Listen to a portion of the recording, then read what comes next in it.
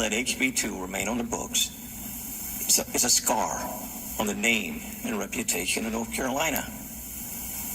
The problem with the bill that we had before us was that, plain and simple, it repealed HB2, which eliminated the capacity of towns and communities to have anti-discrimination ordinances.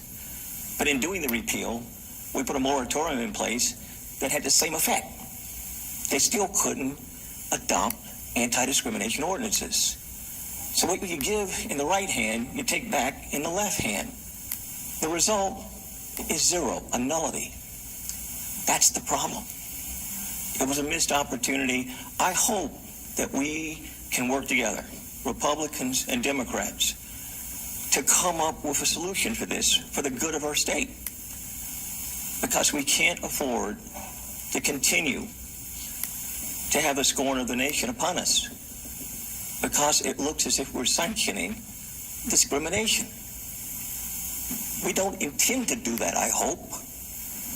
I think we have good people in this state and good people in this chamber and in the chamber on the other side. But we got to come together collectively to solve this issue and solve this problem. Yes, there was skepticism, and rightfully so, because of some actions that have been taken about what would happen had we passed the bill that was before us.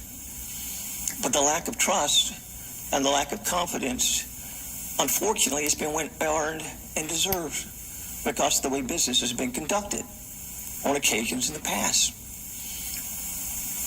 I ask each and every one of you, regardless of where you stand in terms of your districts, to let us come together as senators, to let our colleagues in the House come together.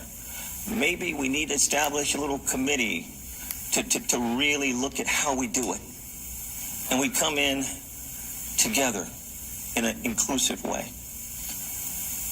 I'd rather stay here now we're back and get the job done. But unfortunately, that's not going to happen, and it's not within my control. But that's what we came for. That was the business of the day. That was the order of the day. And unfortunately, we failed. And I'm afraid the public consciousness outside of the state will hold us accountable. Senator Berger, for what purpose you rise? Mr. President, I need to speak. Senator Berger, you have the floor. And I think we need to get out of here.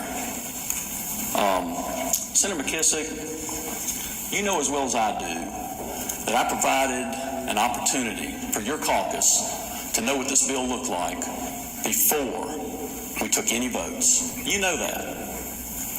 And you also know that Roy Cooper called every one of you and said, don't vote for that. Even after I had conversations with several of you that said, that sounds reasonable, makes sense, we ought to do that. I cannot believe this. Any further discussion or debate? Mr. President. Senator McKissick, for what purpose you rise? Speak a second time on the resolution. Senator McKissick, you have the floor. Speak a second time. I can simply say that in terms of Governor-elect Roy Cooper reaching out to me and speaking to me, that did not occur. That did not occur. So I got to say that for the record. Now, I don't know who he may or may not have spoken to. I do believe that there was a perception in his behalf and on behalf of others who he spoke with that this was going to be a clean repeal. And unfortunately, what we ended up here today with was not a clean repeal. And I think the folks of Charlotte who really took a leap of faith this morning are the ones sitting back and with their thumb in the air and their minds wondering, what did we do and why? Senator Tucker, for what purpose you rise? Speak on the resolution. Senator Tucker, you have the floor. Speak the resolution. Ladies and gentlemen, I too want to wish you a Merry Christmas and a Happy New Year, because we won't see each other, I hope, for a while.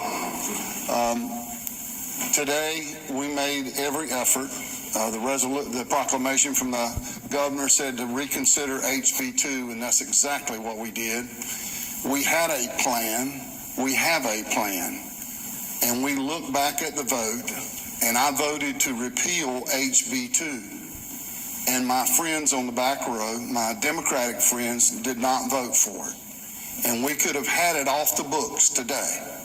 And we made every effort to consider your input. Senator Berger has bent over backwards to do what he could to make you aware of what's going on. So we did not repeal HB2, Senator McKissick, which we could have done today had you voted in the affirmative as I did. And let me just say, Senator Blue, honestly, I don't want to be here this week, but the only reason we're here this week is after 3 or 4 different promises to fully repeal the ordinance in Charlotte, they decided to do it Christmas week.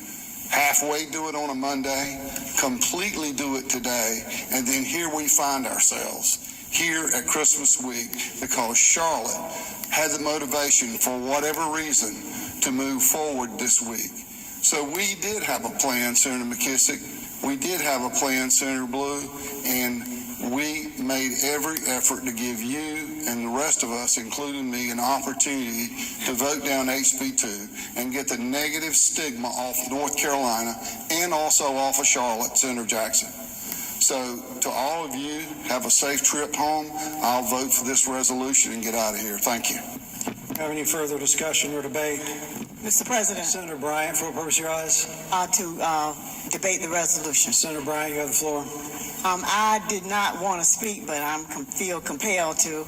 And with all due respect to Senator Tucker, this is like his bipartisan election bill. I think it's already been said that you divided the question because it was to get votes to repeal HB2 on the one hand and then have a moratorium on it on the other hand, which is not a repeal of it. It's just keeping it in the form of a moratorium rather than in the form of HB2.